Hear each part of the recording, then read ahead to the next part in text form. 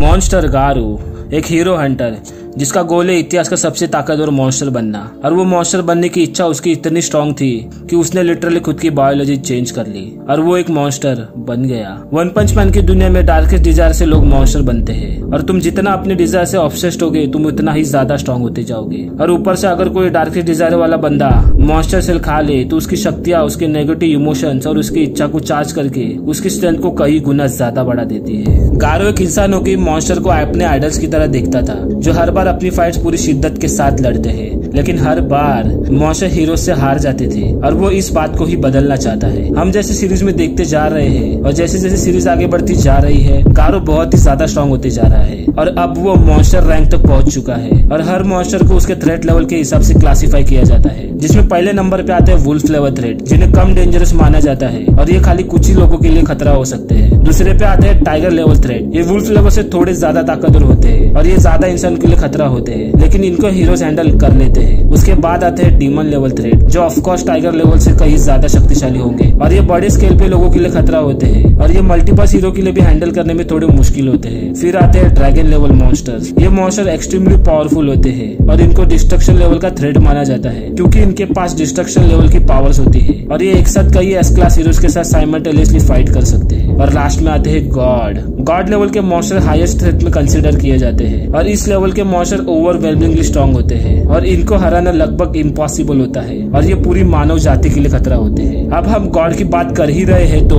गारो इन सभी monster ranks को बड़ी तेजी से सरपास करते जा रहा था और इसका कारण था उसका extreme level mastery on martial arts. Guide book के अनुसार गारो के पास हैंड टू हैंड कॉम्बैट करने का नेचुरल टैलेंट है और उसके पास सुपर ह्यूमन लेवल की लर्निंग एबिलिटीज भी है और ये बात काफी इम्प्रेसिव है क्योंकि बैंक के प्राइम टाइम में लोग उससे कहा करते थे कि उसके पास मार्शल आर्ट्स का वरदान प्राप्त है और उस वरदान वाले को भी water steam rock smash fist technique को मास्टर करने के लिए सदियां लग गई, लेकिन गारो ने इस टेक्निक को महज 18 साल की उम्र में ही मास्टर कर लिया। लेकिन खाली हाई रैंक मॉन्स्टर होके भी कोई फायदा नहीं था क्योंकि वहाँ एक ऐसा हीरो भी एग्जिस्ट करता है जो इन सबको एक ही पंच में हरा सकता है। साइतामा एक ऐसा हीरो जिसने पावर की हर लिमिट को क्रॉस कर दिया है and we can call him the hero with no limit. एक तरफ गारो की स्ट्रेंथ को बाकियों की तरह मेजर किया जा सकता था, वहाँ एक ऐसा हीरो भी था जिसकी स्ट्रेंथ को कोई मेजर नहीं कर सकता। गारो इतना पावरफुल है कि वो S class hero high rank monster को बड़े आसानी से हरा सकता है, लेकिन अभी Garo face to face king of the monster Orochi के सामने खड़ा है और अब हमें देखना है कि इन दोनों में सबसे ज्यादा स्ट्रॉन्ग कौन है। ओरोची ने गारो के ऊपर अटैक किया और गारो ने उसके अटैक की स्पीड को अडेप्ट करके उसे डॉज कर दिया।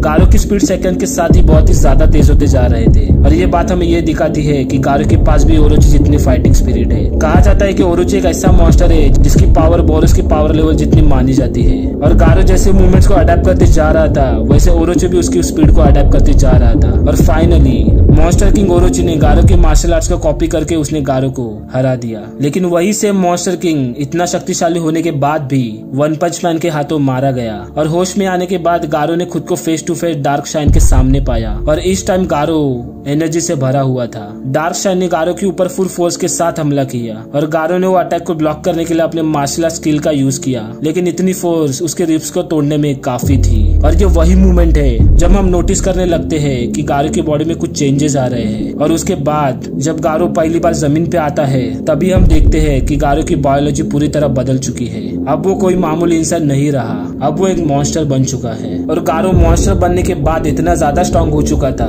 कि उसने बॉम्ब और सिल्वर फैंग को बड़ी आसानी से हरा दिया और ये बात हमें ये दिखाती है कि अभी वो बहुत ही ज्यादा स्ट्रांग हो चुका है। जब गारो की फाइट प्लैटिनम ऐश और फ्लैशी फ्लैश के साथ हुई तो गारो और प्लैटिनम ऐश की मूवमेंट की स्पीड सेकंड के छोटे हिस्से जितनी तेज हो रही थी और अगर इस स्पीड को हम कैलकुलेट करने जाए तो वो स्पीड लाइट से 200 गुना ज्यादा थी। और अभी गारो की फाइट सेज सेंटीपीड के साथ होने वाली थी। गारो अपनी मूव्स को इतने तेजी से अडेप्ट करते जा रहा था कि उसने अपनी न्यू टेक्निक को भी मास्टर कर लिया जिसे मॉन्स्टर काम्बिलिटी गॉड स्लेयर फिस्ट कहा जाता है और इस अटैक से उसने सेज सेंटीपीड को एक ही वार में 2 हिस्सों में काट दिया। और अब सबको पता चल गया था कि वहाँ पे सबसे ज्यादा शक्तिशाली कौन है, लेकिन उसी समय वहाँ पे अपने स्ट्रॉन्गेस्ट हीरो की एंट्री होती है। साइतामा बैटलफील्ड में फाइट के लिए पहुंच चुका था और वो हर मॉन्स्टर को इस दुनिया से खत्म किए बगैर वहां से नहीं जाएगा और गारो को भी पता चल गया था अगर उसे सबसे शक्तिशाली योद्धा बनने का गोल उसे पूरा करना है तो उसे साइतामा को हराना ही होगा। गारो अपने हर एक स्ट्रॉन्गेस्ट ट्रांसफॉर्मेशन को अडेप्ट करके वो साइतामा से फाइट करता है,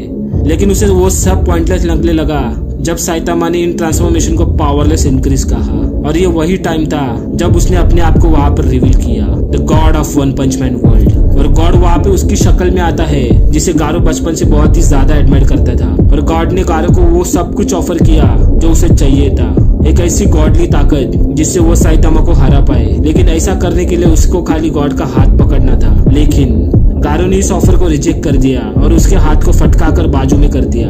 लेकिन उसके हल्के से टच से भी गारो के अंदर अजीब सी पावर महसूस होने लगी। और जब मॉन्स्टर गारो जमीन पे उतरा तो वो एक गॉड बन चुका था। इस गॉड गारो को इतनी हाई लेवल की पावर मिली जिससे वो न्यू ट्रांसफॉर्मेशन को अचीव कर पाया, जिसे cosmic fear mode the awaken Garo भी कहा जाता है। गारो को उसके न्यू कॉस्मिक फॉर्म के साथ उसे पूरी दुनिया का पावर सोर्स और उनके बिहेवियर का भी नॉलेज हो चुका था। उसके साथ गारो के पास न्यू एबिलिटीज भी आ चुकी थी, जिससे वो अपने पंचेस से न्यूक्लियर ब्लास्ट भी जनरेट कर पा रहा था। और अब वो साइतामा के नॉर्मल पंचेस को भी बड़ी आसानी से कॉपी कर पा रहा था। गारो ने गामा रेस बर्स्ट अटैक से उसने साइतामा को बड़ी लंबी दूरी तक उड़ा दिया। और ये गामा रेस अटैक इतना स्ट्रॉन्ग था कि उसके कारण यूनिवर्स के सबसे बड़े स्टार्स एक्सप्लोड हो गए और उनसे निकलने वाला एनर्जी आउटपुट इतना ज्यादा था जिससे वो अर्थ को बिलियन टाइम से भी ज्यादा पावर से तबाह करने में काफी था। और ये वही टाइम था जब अर्थ के नंबर 1 हीरो की एंट्री होती है। ब्लास्ट ने कई सदियां बिता दी एक ऐसे एंटिटी पे स्टडी करते हुए जिसका नाम गॉड था। और इसके ऊपर यह कंक्लूजन था कि गॉड ही वो क्रिएचर है जिसने टाइम और स्पेस को बनाया है, और वही है जिसने हर क्रिएचर के पावर लेवल के ऊपर लिमिट सेट करके रखी है, लेकिन एक को छोड़ के। अभी ब्लास्ट का एक गॉड के साथ फाइट करने का समय आ गया था। और इन दोनों के फाइट में ब्लास्ट का स्पेस मैनिपुलेशन की पावर की वजह से ऐसा लग रहा था कि वो जीत रहा है। लेकिन ये भी ज्यादा देर तक नहीं चला, क्योंकि गारो जब एक मामूली इंसान था तभी वो हर एक टेक्निक को एक ही बार में देख के सीख लेता था। और ये कॉस्मिक फॉर्म तो उसे अलग ही लेवल पे ले गया था। गारो ने ब्लास्ट के स्पेस मैनिपुलेशन को कॉपी कर लिया और उस मूव को अपना मूव बना लिया और उसने ब्लास्ट को हरा दिया। कॉस्मिक गारो ने ऑलमोस्ट हर एक हीरो को हरा दिया था और ऐसा लग रहा था कि सब कुछ खत्म हो गया है। लेकिन तभी वहाँ पे साइतामा आता है और देखता है कि सब हीरो हार चुके हैं। और साइतामा की आंखों के सामने गारो जेनोस के छाती में पंच से होल करके उसे मार देता है। और इसी समय हमें आखिरकार पता चलता है कि साइतामा अपने पावर्स को होल्ड क्यों करके रखता है। साइतामा के एक हाथ में उसके दोस्त का कोर था और दूसरी तरफ उसके मन में एक ही बात चल रहा था, द सीरियस पंचेस। साइतामा गारो के ऊपर अपने सबसे शक्तिशाली पंचेस से अटैक करता है और अगर ये पंच गारो को लग गया तो उसका वजूद ही इस दुनिया से मिट जाएगा। लेकिन गारो के पास गॉड्स की पावर होने के कारण उसे पता चल गया था अगर उसे बचना है तो उसके पास एक ही रास्ता है, साइतामा के पावर लेवल को मैच करो। गारो साइतामा के पावर लेवल को कॉपी करता है और इस पावर लेवल को साइतामा मोड नाम देता है और वो अपने सीरियस पंच साइतामा के ऊपर लॉन्च करता है। लेकिन ब्लास्ट उनके एनर्जी को सेंस कर लेता है और बोलता है अगर ये एनर्जी यहाँ पे रिलीज हो गया तो पूरा अर्थ तबाह हो जाएगा।